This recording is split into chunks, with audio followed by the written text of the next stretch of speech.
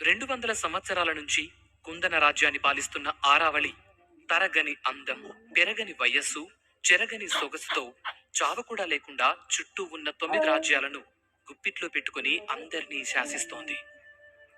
మహారాణి ఆరావళి చావును ఎలా జయించిందో తెలుసుకోవాలనే క్రమంలో ఎందరో తమ ప్రాణాలు కూడా పోగొట్టుకున్నారు. తరాలు మారుతున్నా మహారాణి నిత్య యవ్వన రహస్యాన్ని ఏ తరంలోని వారు కూడా కనిపెట్టలేకపోయారు.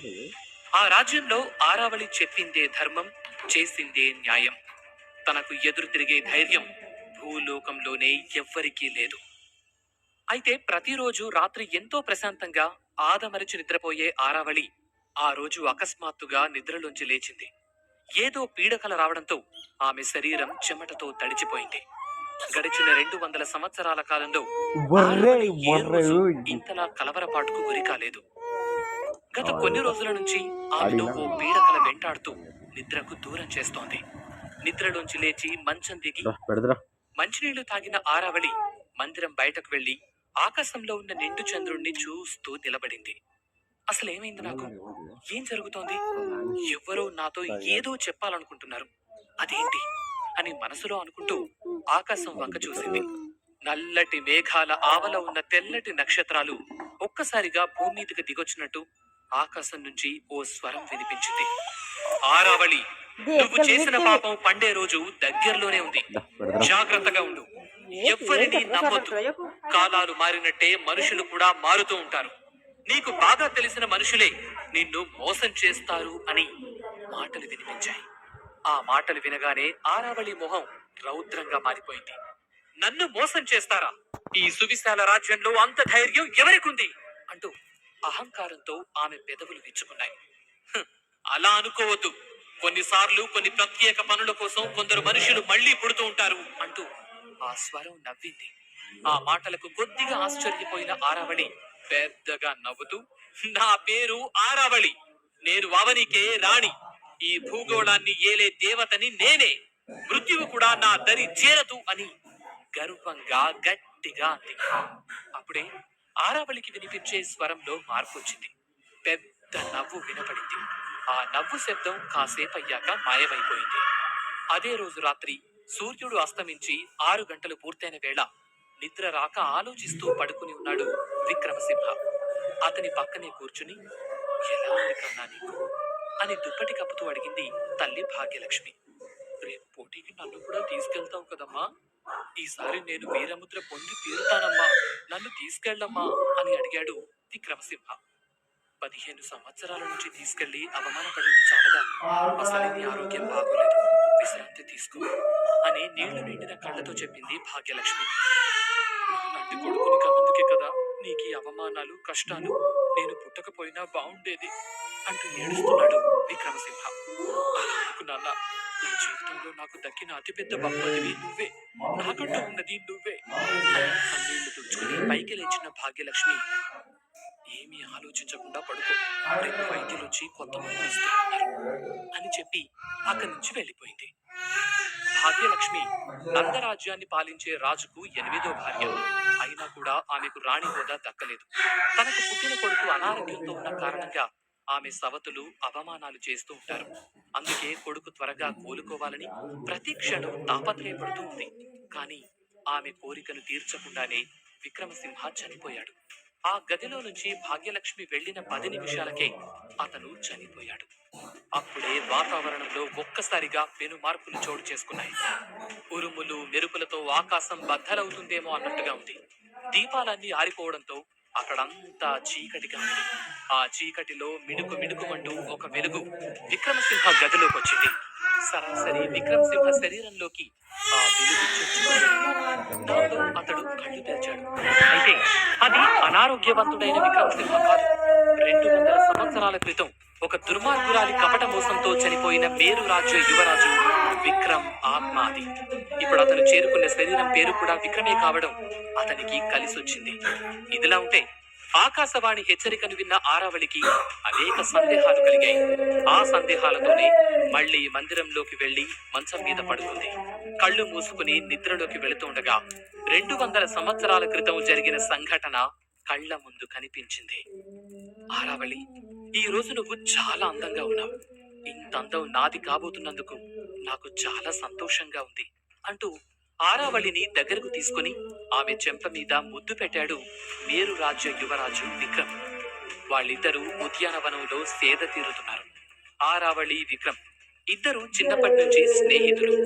ఆరావళి తండ్రి పుంగమిత్రుడు, విక్రమ్ తండ్రి అమోఘరుద్రుడు మంచి స్నేహితులు కావడంతో ఆరావళి, విక్రమ్ల మధ్య స్నేహం కుదిరింది. ఈ ఇద్దరు అన్ని యుద్ధ విద్యలు నేర్చుకున్నారు. ప్రతి యుద్ధ విద్యలోనూ విక్రమ్తో పోటీ పడుతూ ఉండేది ఆరావళి. ఆ పోటీ తత్వమే విక్రమ్ కు బాగా నచ్చేది. ఇలా ఇద్దరి అభిప్రాయాలు ఒకటవడంతో వారి జీవితాలను ఒకటి చేయాలని వాళ్ళ తండ్రులు అనుకున్నారు. ఆరావళి, విక్రమ్ల మధ్య ప్రేమ కుదిరింది. అందుకే విక్రమ్ ముద్దు పెట్టగానే అతని వైపు మొహం తిప్పిన ఆరావళి ఆకాశంలో చంద్రుణ్ణి చూస్తూ ఇంకా సమయం అవలేదు అని నిశ్చయించుకుని తను కూడా విక్రమ్ చెంప మీద ముద్దు పెట్టింది. దాంతో విక్రమ్లో కోరికలు రగిలాయి. అతని శరీరం వేడెక్కింది. ఆ వేడిని ఆరావళికి కూడా అందివ్వాలని ఆమె మీద కొరుకుతూ పెదవులను అందుకోబోయాడు. అప్పుడు ఆమె అతనికి దూరం జరుగుతూ కావాలంటే పట్టుకో అన్నట్టుగా ఇంకా దూరం దూరం జరుగుతోంది. అలా ఇద్దరూ ఒకరి మీద ఒకరు వారిపోయారు. అతడికి ఆమె పెదవులు దొరికేశాయి. ఆ పెదవుల తడి తగిలి ఆరావళికి మత్తెక్కుతోంది. అప్పుడే ఆకాశంలో ఒక మెరుపు మెరిసింది. అప్పటిదాకా దానికోసమే ఎదురు చూస్తున్న ఆరావళి అదే సమయం అనుకుని తన చేతుల్లో ఉన్న కత్తిని తీసి విక్రమ్ వీపు మీద గట్టిగా పొడిచింది. అంతే, అమ్మా అంటూ ఆరావళి మీద నుంచి పక్కకు పడిపోయాడు. చేతిలో కత్తితో, కళ్లల్లో కసితో, మొహం మీద నవ్వుతో, విజయ గర్వంతో ఊగిపోతున్న ఆరావళిని చూసి విక్రమ్ ఆశ్చర్యపోయాడు. ఆరావళి తననెందుకు చంపేస్తోందో అర్థం కాక ఆశ్చర్యపోతుండగా మరో పోటును కడుపులో దించింది ఆరావళి. అంతే, అతడి శరీరం నేల మీద పడిపోయి ఆత్మ గాల్లో కలిసిపోయింది. అతడు చనిపోయాడు. 200 సంవత్సరాల క్రితం తన ప్రియుడు విక్రమ్ ని మోసం చేసి దొంగ దెబ్బ తీసి ప్రాణాలు తీయడంతో ఆమె విజయ ప్రస్థానం మొదలైంది. ఆ విజయ పరంపర ఈ రోజు వరకు నిర్విఘ్నంగా సాగిపోతోంది. పెరగని వయస్సు, తరగని అందంతో, ఎన్నో కుయుక్తులతో చుట్టూ ఉన్న 9 రాజ్యాలను గెలుచుకున్న ఆరావళి వాటిని సామంత రాజ్యాలుగా కుందన రాజ్యాన్ని పాలిస్తోంది. ఏళ్లు గడుస్తున్న కొద్దీ ఆమె చుట్టూ ఉన్నవారు వయసైపోవడంతో ఒక్కొక్కరుగా మరణిస్తూ ఉన్నారు. చూస్తూ ఉండగానే 200 సంవత్సరాలు గడిచిపోయాయి.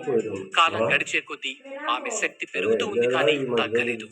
ఆమె జోలికి వెళ్లాలన్నా కూడా భయమేసి పక్క రాజ్యాల రాజులు ఆమెకు సామంత రాజులుగా ఉండిపోయారు.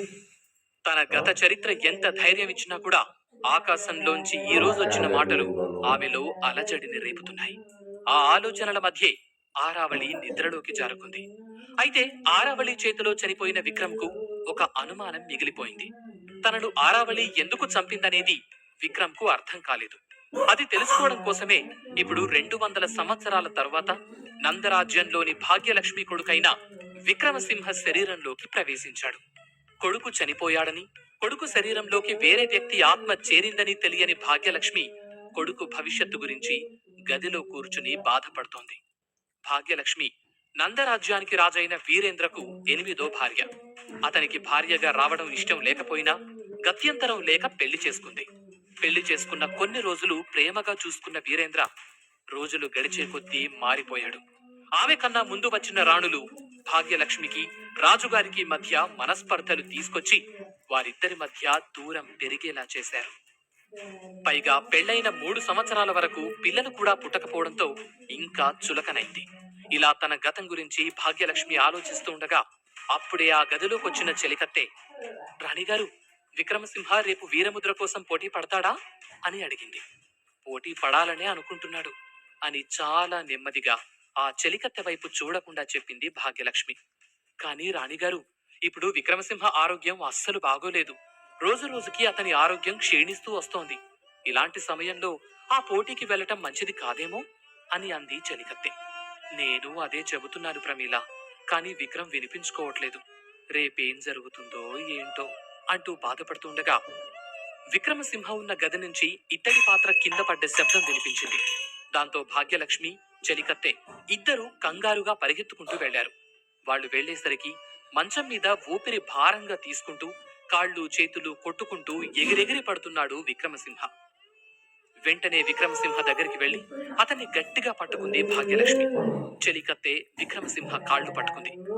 ఆరావళి, ఆరావళి అంటూ విక్రమసింహ కలవరిస్తూ ఉన్నాడు. ఆ పేరు వినగానే ఇద్దరూ దిగ్భ్రాంతికి గురయ్యారు.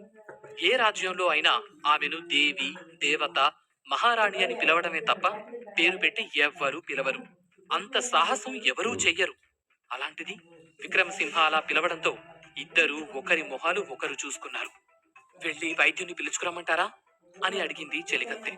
వద్దు, కాసేపు చూద్దాం అంటూ విక్రమసింహ నుదుటి మీద చెయ్యి పెట్టి సముదాయిస్తూ ఉంది భాగ్యలక్ష్మి. ఆమె చేతి స్పర్శ తగలగానే అతడు కాస్త కుదుట పడ్డాడు. ఆరావళిని కలవరిస్తూనే మళ్లీ నిద్రలోకి జారుకున్నాడు. అది గమనించిన భాగ్యలక్ష్మి చెలికత్తెని పంపించేసి తన ఒక్కతే అక్కడ కూర్చుంది. కొన్ని గంటల తర్వాత నెమ్మదిగా కళ్ళు తెరిచిన విక్రమ్ లేవడానికి ప్రయత్నం చేస్తున్నాడు. ఆ అలికిడి వినిపించడంతో భాగ్యలక్ష్మి కూడా నిద్రలేచి అతనికి సాయం చేయడానికి చేతులు పట్టుకోబోయింది. అప్పుడే ఆమె వంక చూసిన విక్రమసింహ కొద్దిగా ఆశ్చర్యపోయాడు. ఎందుకంటే ఇన్నాళ్లు ఆత్మగా తిరిగి ఇప్పుడు కొత్త శరీరం వెతుక్కున్న విక్రమ్కి ఆమెవరో తెలీదు. కానీ తనకు సాయం చేయడానికి సిద్ధమైంది కాబట్టి అమ్మే అయ్యుంటుంది అనుకుని, పర్వాలేదమ్మా, నేను లేవగలను అంటూ లేచి స్నానం చేయడానికి వెళ్ళాడు. తన కళ్లను తనే నమ్మలేనట్టు విక్రమ్ వైపు చూస్తూ ఉంది భాగ్యలక్ష్మి. విక్రమ్ తిరిగొచ్చేసరికి అతనికి తేనీరు అలాగే ఔషధం సిద్ధం చేసింది. తిరిగొచ్చిన విక్రమ్ మౌనంగా ఆమె వైపు చూస్తూ ఉన్నాడు. అతని బుర్రలో కొన్ని వందల సందేహాలు తిరుగుతూ ఉన్నాయి. అప్పుడే, రాత్రంతా కలవరిస్తూనే ఉన్నావు, కాసేపైనా నిద్రపోయావా? అసలు ఆమె పేరుని ఎందుకు కలవరించావు అని భాగ్యలక్ష్మి కంగారుగా అడిగింది. ఆ మాటతో చటుక్కున తలపైకెత్తాడు విక్రమ్. ఆరావళి అనే పేరు ఎవరి నోట్లోంచి రాకూడదని నీకు తెలుసు కదా, అయినా నిద్రలో కూడా ఎందుకు కలవరిస్తున్నావు అని అనుమానంగా చూస్తూ అడిగింది. సమాధానం ఏమివ్వాలో ఓ క్షణం అతనికి అర్థం కాలేదు. భాగ్యలక్ష్మి అతని కళ్ళల్లోకే చూస్తూ ఉండటంతో తల దించుకుని, అంటే అది అది ఆ, నాకు నువ్వు చిన్నప్పుడు చెప్పిన కథ గుర్తొచ్చింది. దాని గురించి ఆలోచిస్తూ ఉన్నాను. ఆరావళి ప్రియుడి పేరు కూడా నా పేరే కదా అని నెమ్మదిగా అన్నాడు.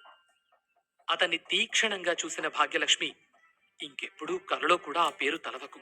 నీకు తెలుసుగా, ఆ పేరును తలుచుకున్నా ప్రాణాలు తీసేస్తారు. మనకున్న కష్టాలు చాలు అని భయం నిండిన గొంతుతో హెచ్చరించింది భాగ్యలక్ష్మి.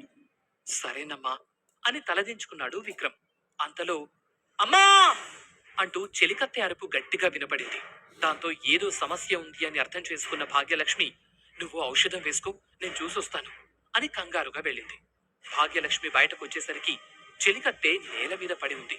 ఎదురుగా వీరేంద్ర కొడుకు 8వ యువరాజైన ప్రతాపసింహ నిలబడి ఉన్నాడు. అతని వెనుక మరో 6 సైనికులు నిలబడి ఉన్నారు. ఏమైంది ప్రమీల అంటూ చెలికత్తెను పైకి లేపడానికి వెళ్ళింది భాగ్యలక్ష్మి. దాసివి, నన్నే ధిక్కరించి నాకు అడ్డుగా నిలబడతావా? నీ ప్రాణాలు ఇక్కడే తీస్తాను అని వర నుండి కత్తి తీసి ప్రమీల మీదకు దూసుకు వెళ్లాడు ప్రతాపసింహ. అది చూసిన భాగ్యలక్ష్మి వెంటనే తన చీరలో దాచుకున్న చిన్న పిడిబాకు తీసి అడ్డుగా పెట్టింది. మరో క్షణంలో ప్రతాపసింహ కత్తికి బలైపోతాను అనుకున్న ప్రమీల భయంతో అరిచి కత్తి తాకకపోవడంతో కళ్ళు తెరిచి చూసింది. యువరాజైన నీకు నిస్సహాయురాలైన ఒక ఆడదాని మీద కత్తి దుయ్యకూడదని తెలీదా ప్రతాపసింహ అని ఆగ్రహంగా అంది భాగ్యలక్ష్మి. ఆ మాటలకు వెంటనే కత్తిని వెనక్కి తీసుకున్న ప్రతాపసింహ, యువరాజు దారికి అడ్డు రాకూడదు, ధిక్కరించకూడదు అని తెలియని వాళ్లకు మరణదండన సమంజసమే అన్నాడు అహంకారంగా. మీరు లోపల పనిలో ఉన్నారని చెబుతున్నా వినకుండా వచ్చేస్తున్నారమ్మా, అందుకే అడ్డుగా నిలబడ్డా, కానీ ఆడదానిని కూడా చూడకుండా తోసేశాడు అని బాధపడుతూ చెప్పింది ప్రమీల. ప్రతాపసింహ తోస్తే ప్రమీల దూరంగా కింద పడటంలో ఆశ్చర్యమేమీ లేదు. 6 అడుగుల ఎత్తుతో భారీ కాయంతో దృఢంగా ఉంటాడు ప్రతాపసింహ. పైగా 10వ ఏటనే అతనికి వీరముద్ర లభించింది. అతని యుద్ధ విద్యలు, అతని శక్తి యుక్తుల గురించి రాజ్యమంతా గొప్పగా చెప్పుకుంటూ ఉంటారు. భీముడి లాంటి బలశాలి అని అతనికి పేరు. ప్రమీల మాటలు ప్రతాపసింహకు ఇంకా కోపం తెప్పించాయి. కోపంగా మళ్లీ ప్రమీల మీదకు వెళ్లబోయాడు. కానీ అతన్ని అడ్డుకున్న భాగ్యలక్ష్మి, ఇది నా అంతఃపురం, ఇక్కడ శిక్షించే అధికారం, ఆజ్ఞాపించే అధికారం నాకే ఉంది అంటూ ప్రమీలను పైకి లేపుతూ ఉండగా, అది నిన్నటి వరకు, ఈ రోజు ఉదయం నుండి ఇది మా అంతఃపురం, మిమ్మల్ని అంతఃపురం ఖాళీ చేయమని మొదటి రాణిగారి ఆజ్ఞ అంటూ రాజముద్రతో ఉన్న లేఖను భాగ్యలక్ష్మికి అందించాడు ప్రతాపసింహ. అది అందుకున్న భాగ్యలక్ష్మి మొత్తం చదివి ముఖం మార్చుకుంది. సరే, మాకు 2 రోజులు సమయం ఇవ్వండి, మేము వెళ్ళిపోతాం అంది. అంతకు మించి ఏం చెప్పాలో ఆమెకు తెలియలేదు. దానికి అవకాశమే లేదు, వెంటనే ఈ అంతఃపురాన్ని ఖాళీ చేయాల్సిందే అని కాస్త కటువుగా అన్నాడు ప్రతాపసింహ. అతని మాట తీరుకి కోపం వచ్చినా నిస్సహాయ స్థితిలో ఏం చెయ్యాలో అర్థం కాక, ప్రతాప్, ఒక్కసారి ఆలోచించు, ఇప్పటికిప్పుడు ఖాళీ చేయాలంటే ఎలా ఉంటుంది అని ఇంకా ఏదో చెప్పబోతుండగా, వాళ్ళను మనం బ్రతిమలాడాల్సిన అవసరం లేదమ్మా అన్న విక్రమ్ మాటలు వెనక నుండి వినపడ్డాయి. ఒక్కసారిగా అందరి చూపులు అతని వైపు మళ్ళాయి. గుమ్మంలో నిల్చుని తలుపును ఆసరాగా చేసుకుని నిలబడి ఉన్నాడు విక్రమ్. అతని కళ్ళు నిప్పు కణికల్లా ఎర్రగా ఉన్నాయి. అయ్యో విక్రమ్, నువ్వెందుకొచ్చావు? వెళ్ళి విశ్రాంతి తీసుకో, నేను చూసుకుంటాను కదా అంటూ కంగారుగా అతని దగ్గరకు పరిగెత్తుకుంటూ వెళ్ళింది భాగ్యలక్ష్మి. విక్రమసింహను చూసిన ప్రతాపసింహ, ఓహో, నా తమ్ముడు గారు ఇంకా బ్రతికే ఉన్నారా? పైగా లేచి నిలబడుతున్నారు. ఓ, ఆరిపోయే దీపానికి వెలుగు ఎక్కువ కదా అని వెటకారంగా నవ్వాడు. అతనికి తోడుగా అతని వెనక వచ్చిన సైనికులు కూడా నవ్వారు. ప్రతాప్ అని కోపంతో గట్టిగా అరిచింది భాగ్యలక్ష్మి. ఆ అరుపు వినేసరికి నవ్వాపి కోపంగా చూశాడు ప్రతాపసింహ. పనికిరాని ఒక కొడుకును కని మా రాజవంశం పరువు తీసిన నీకు అంత పొగరు పనికిరాదు. మీకు ఈ రాజప్రాసాదంలో స్థానమే లేదు. మీ స్థానం ఇక ఆ బానిసల స్థలంలోనే. పండి ముందుకి నుంచి అని అరిచాడు ప్రతాపసింహ. అతని మాటలు అంతఃపురం అంతా మారుమోగాయి. అతని మాటలకు కోపం, ఆవేశం, ఉద్రేకం తన్నుకొచ్చినా విక్రమసింహ పరిస్థితి తలుచుకుని భాగ్యలక్ష్మి మౌనంగా ఉండిపోయింది. అయితే విక్రమ్కు మాత్రం పట్టరాని కోపం వచ్చింది. ఆ క్షణమే కత్తి తీసి ప్రతాపసింహ తల నరికేయాలి అనిపించి అడుగు ముందుకు వేశాడు. కాని అతని శరీరం సహకరించక ముందుకి తూలి పడిపోయాడు. అతనలా పడిపోవడం చూసి ప్రతాపసింహ, అతని సైనికులు పగలబడి నవ్వుతున్నారు. భాగ్యలక్ష్మి వచ్చి పైకి లేపుతుంటే వద్దు అని తనకు తానుగా పైకి లేచి నిలబడ్డ విక్రమసింహ, చూడు ప్రతాపసింహ, ఈ నవ్వులు, ఈ అవమానం అన్నీ గుర్తుపెట్టుకో. ఈసారి వీరముద్రను నేను సంపాదిస్తున్నా. అవమానపడిన చోటే గౌరవం పొందుతాను అని కోపంగా అన్నాడు విక్రమ్. అతని మాటలకు, అతని నమ్మకానికి భాగ్యలక్ష్మే కాదు, మిగిలిన వారు కూడా ఆశ్చర్యపోతూ అతని వైపు చూస్తూ ఉన్నారు. ఇంతకీ ఆ వీరముద్ర సంగతేంటి? దాన్ని అతడు సాధిస్తాడా?